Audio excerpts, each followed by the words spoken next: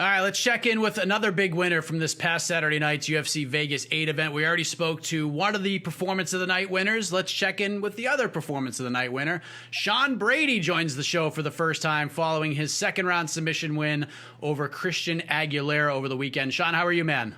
I'm good, man. I'm home, happy to be home, out of quarantine, relaxing, just enjoying life a little bit. So I'm just sitting here with my dog. I can eat and drink and relax. So life is good, man. Life is perfect right now. There you go. You got your first octagon finish officially under your belt. You're now 3-0 in the UFC. How does it all feel a few days later? It feels great, man. I've been chasing that. Well, I've only had 3 UFC fights, but I've been dreaming about getting a finish in the UFC my entire career, you know. I've always known I had those finishing capabilities, and in the UFC, I had 2 decisions, which there's nothing wrong with that. But I knew eventually I need to start getting some finishes, and I just had to believe in myself. And I got around his neck, and I was like, all right, this is it, and I got it. So I'm just super happy to have that behind me now, and I can just focus on getting more finishes and just winning more fights. I was able to cover your UFC debut in Boston when, we were able to actually go cover it, when there were crowds and all of that. And hanging out with people. Yeah. And you got this, you got a really big win over Court McGee, a longtime veteran, was on The Ultimate Fighter. What would you say was like a bigger moment for you, getting the first UFC win or getting the first UFC finish?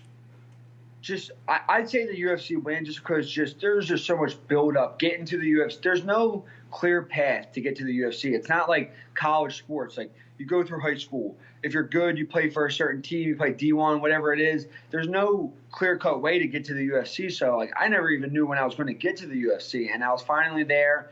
And to have that win was huge. But this finish is definitely up there for me, because that's one thing people try to criticize me about, is about finishing people. And I have almost half my wins came by finish, so it's not like I'm not finishing guys. So just to get that and prove to people I can finish people, and the way I did finish him and put him to sleep and everything like that just made it a lot better for me. So I couldn't be more happy with it. Yeah, Christian's a very skilled, very dangerous guy with a lot of experience. He had a super fast knockout in his UFC debut. Yeah.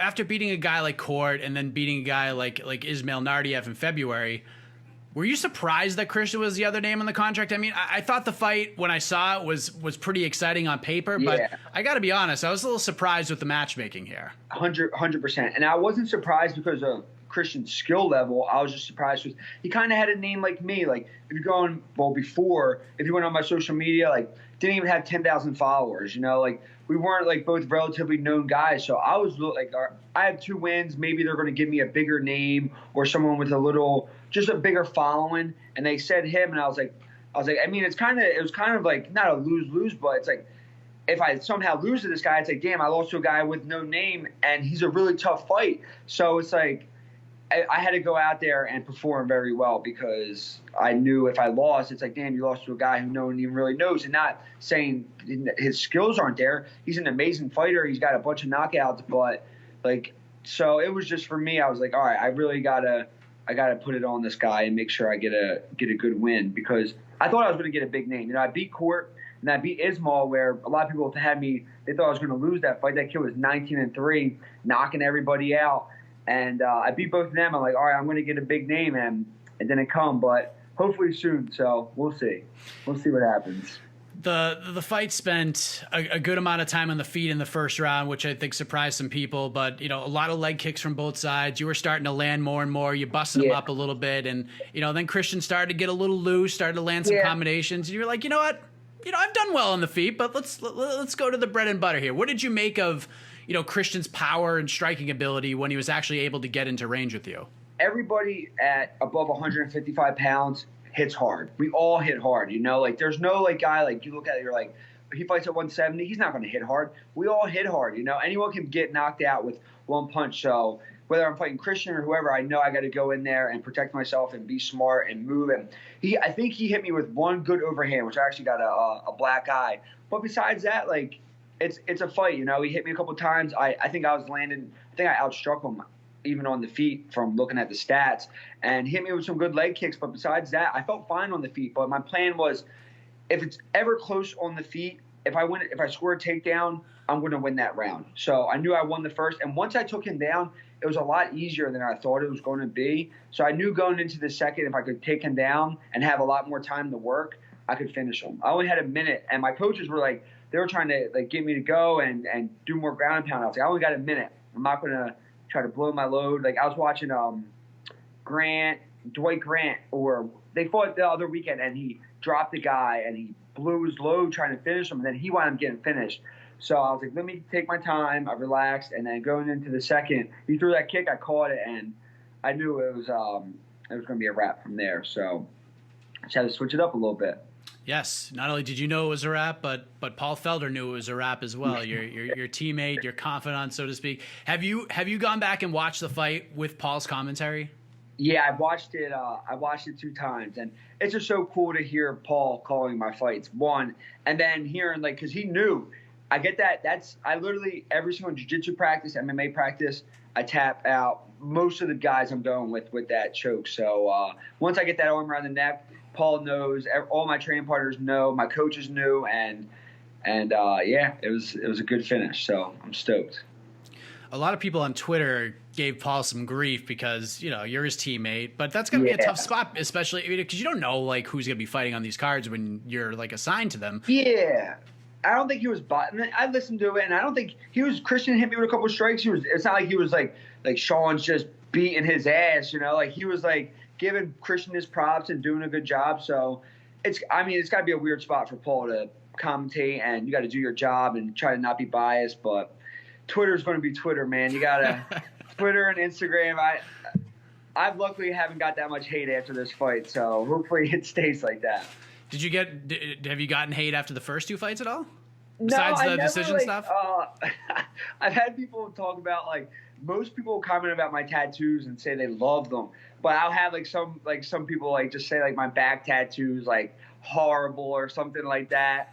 But and then someone commented on the UFC's page and was like, his tattoos are horrible, and a bunch of people went on there and were killing the dude. So it was pretty cool to see a lot of people defending me. I was enjoying it. So it's good, man. It's all good. I spoke with Paul in June before the Fight Island trip happened and all the chaos kind of ensued in his life. And, he said at that point, he wasn't sure that he would come back. He was still kind of on the fence about everything.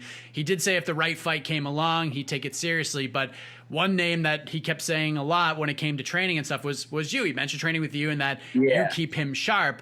Yeah. And I don't want to put words in Paul's mouth, but, you're in the room with the man. What's your gut telling you? Do you think he comes back and fights again? Yeah, so we took a plane home back to Philly on Sunday, and we were sitting next to each other. And I want to be on a card with Paul, and I know Paul wants to be on a card with me. So if we can make that happen before he retires, he's coming back. Paul loves to train. He was out when he was out in Vegas. He was hitting pads before my fight, and he was training and running. I'm like, bro, I text him, I'm like, you're coming back. I was like, you're going to fight again. And he just wrote back laughing faces. I know Paul, and even when that fight happened with Hooker, which, not even being biased, I honestly thought he won that fight. I knew when he said he retired, I was like, he's going to fight again. Only thing I think that kills Paul is the weight cut to 155. It's just such a big cut for him. And I know, dude, it's hard. It's miserable. I cut 20 pounds in a week, and it is miserable. Paul starts from the 90s and cuts to 155. I can't even imagine how miserable that is. So I'd like to see him move up in weight after it's hard because he's already ranked at 155. So I like to see him do what he can do at 155. And if things don't go his way, he can move up to 170. Paul's a big guy, so he's got options. He's going to fight again. And I'm just hoping I get the chance to be on a card with him before he does retire. He needs to fight Michael Chandler. That's the fight.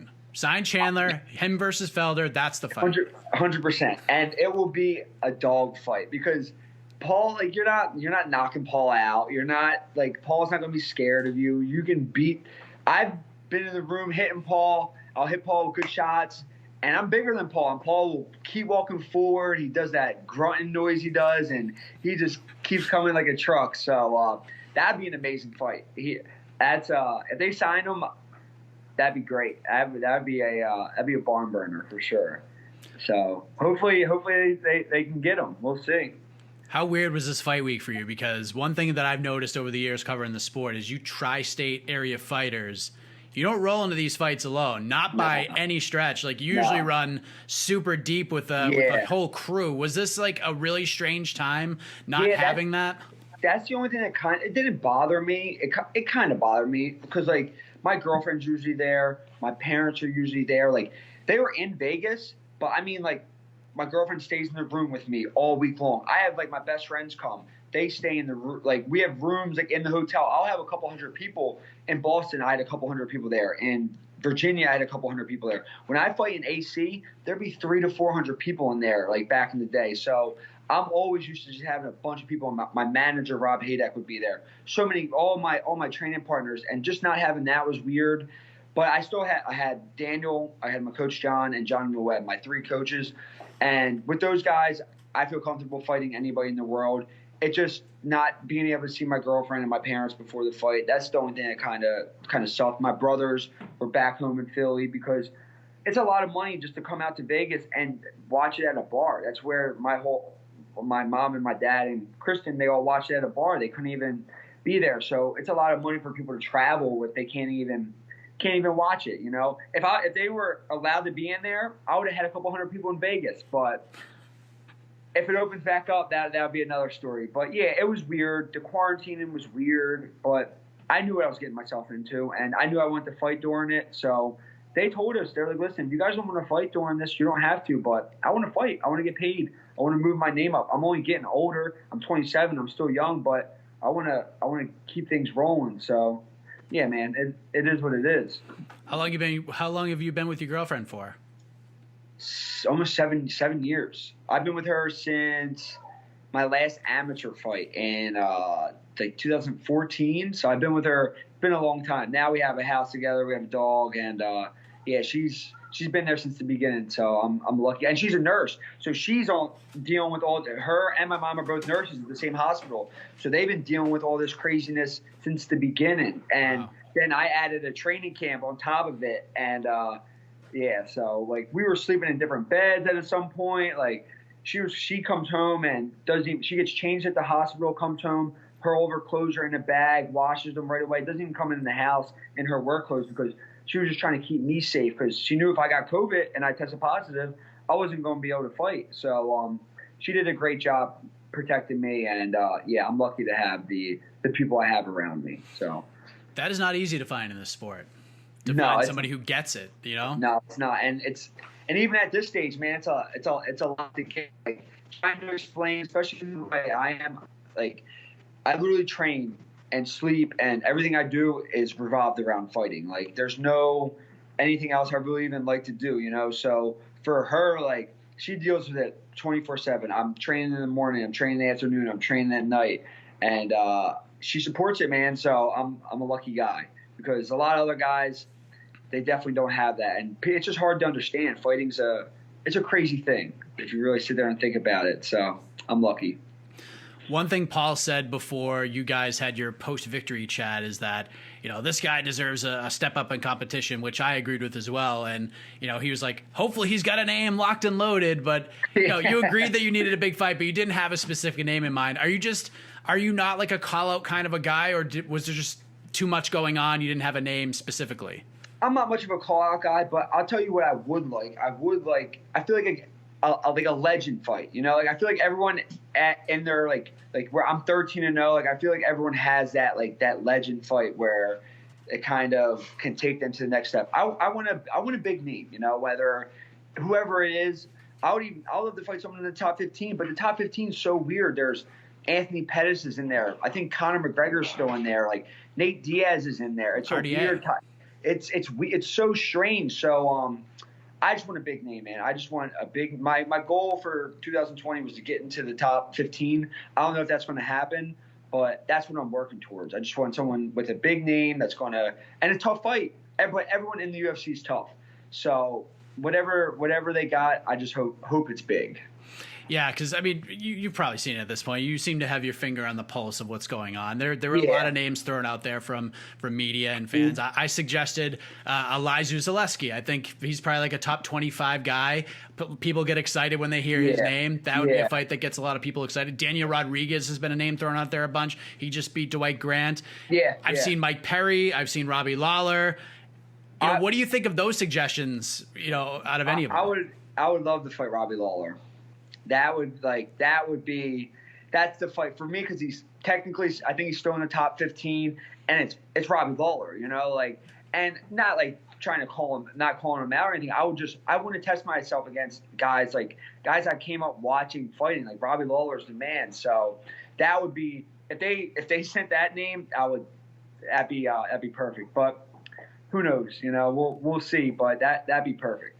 Are you enjoying everybody talking about you right now? Because it was funny when I texted you yesterday to set this up, you said that you watched our post-fight show, which is greatly appreciated. But you said you were listening to John McCarthy and Josh Thompson talk about you. So a lot of people are talking about you right now. What do you think of the analysis? And B, how does it feel to get some buzz here?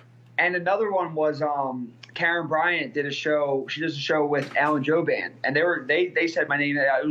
It's cool. It's I feel like I'm finally getting a little recognition, like Dana White posted that thing on Thursday of like, if you don't know, now you know.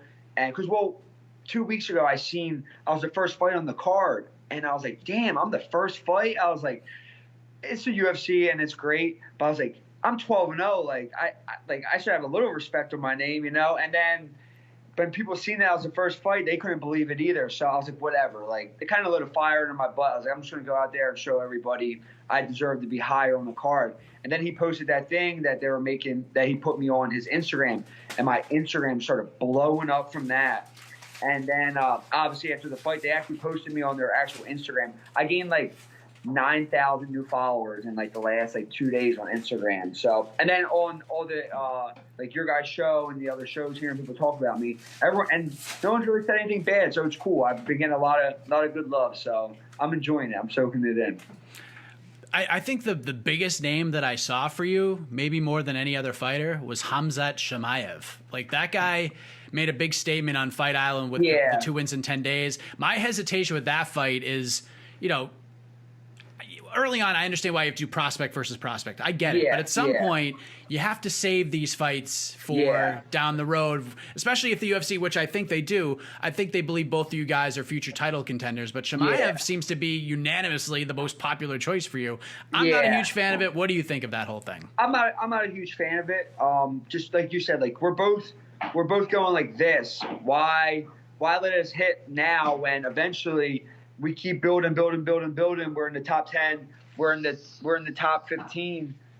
We can fight then. Right now we can kind of just let us keep growing. I want to still test myself against other guys. Like I said, like Robbie. I mean, there's Anthony Pettis. I think he's ranked number 15. Like, I'd fight any of those guys. I would literally fight anybody that they give me that's going to boost me up, because that's what I think I need right now. I need a big name and someone that's going to get me there. So. But yeah, I mean, I'm not too crazy about that. But hey, I don't make a decision, so we'll just have to wait and see. Are you on a 4-fight deal with the UFC? Would your next fight be the last? This is my last. Well, my next fight would be my last fight on my contract. Are you hoping we can just renegotiate this thing and lock this thing down before we even get there? That's the plan. Me and my manager were talking right after the fight. We'll probably go out to the PI at some point, hopefully sit down with Sean and whoever we have to sit down with and lock it down. I love the UFC. I see a lot of people complain, and it's usually not even fighters. It's people from the outside. They've done nothing but treat me well. I'm making good money. It's my dream, man, to be in the UFC, be a UFC champion, and they did great with the whole COVID fight week thing. Like, we had our own cars going everywhere. Like, they really do. They were going the extra mile to make sure we all get to our fights. And there's guys who aren't getting paid. If you want to go fight, you're going to get paid. So they're doing a good job, and I'm stoked. And I want to be with the UFC for a long time. So I just want to keep it going. I've been thinking probably for the last 4 or 5 years that Jonathan Webb is one of the most underrated minds in our sport. But now, 100%. Dad Jonathan Webb might be even like, this is a whole different guy. This is like Jonathan Webb from 4 years ago, like multiplied times 3. Yeah. How important is he to your training, your preparation, all that? Because he's a brilliant guy and nobody talks about him. Dude, he when I first started training with Jonathan used to whoop my butt. He was like 4-0 or 5. He was maybe 3-0, and I was still an amateur. And he was like Jonathan was the guy. Like, he was fighting for CFFC. He was subbing everybody. His striking was getting really good. And training with him and Paul, I just kept getting better and better. And Jonathan's he's one of my best friends. He's my coach, and he's my training partner. So he's just so smart, and his jiu-jitsu is so well-rounded, and his striking's really good. So him, like, he's been a huge part of my camps forever now. You know, he's my guy. Like him, my coach John Marquez, my striking coach, and Daniel Gracie. Those are my 3 guys, and they'll be my guys forever. So Jonathan definitely doesn't get the credit he deserves. But in our gyms, like everyone knows, he has his own gym, so he runs practices. He does a lot. And now that he's not fighting, because he has 2 kids, and I would still like to see him come back and fight because I think he's got a lot of fight left in him. But Dad John he's a good coach, and he's doing a good job. So we're going down to CFFC, and they're doing in Mississippi. They have 2 cards. We have like 5 or 6 guys fighting. So we're road tripping down there in about 2 weeks, going to corner all of our guys, and then come back, because he was supposed to have his wedding when all this COVID stuff was going on in Vegas. We had to cancel our trip, so they're having a party right afterwards. So we're going down there, cornering fights, and coming back for his wedding party. So we're going to have a busy couple of days ahead of us, but Jonathan's great. I was going to ask you about Jeremiah Wells. Like, when is he getting to the UFC? He has to be close, right? Yeah, I mean, he has to. He was supposed to fight on about 2 weeks ago for CFFC. Something happened with medicals, but I'm sure if he goes out here and he starches this dude, which he's more than capable of doing, he'll get signed. Because I see they're signing everybody right now. So if he goes out there, cleans this dude's clock, he'll definitely get signed. He's another one. He deserves to be in the UFC. We have so many good guys. Pat Sabatini's on our team, 145er. He's amazing. He should have been in the UFC. So he's 1 fight away. So we got some guys knocking on the door. What other guys should we have our eye on right now that are just coming up through the ranks? Coming up through the ranks, we got a lot of guys who are like 1-2-0, but Pat Sabatini and Jeremiah, obviously, they have really good records. We got a guy, Eddie Torres, who's going to be on the card. He's a 145er. He actually helped me get ready for this fight a lot because Christian's not the biggest 170er, so he likes to move a lot, and that's how the 45-pounders are. So I was training a lot with him. So we got some good guys. I can't think of any names off the top of my head, but we got a room full of killers. My dog is Bange. He's chewing on his toy. But yeah, it's gonna be fun. I love going. I cornered a guy 2 weeks ago, and he won his pro debut. Knocked the guy. He got dropped. Got back up, dropped the guy, and finished him with ground and pound. So it's awesome to see all these guys coming up, man. I love it.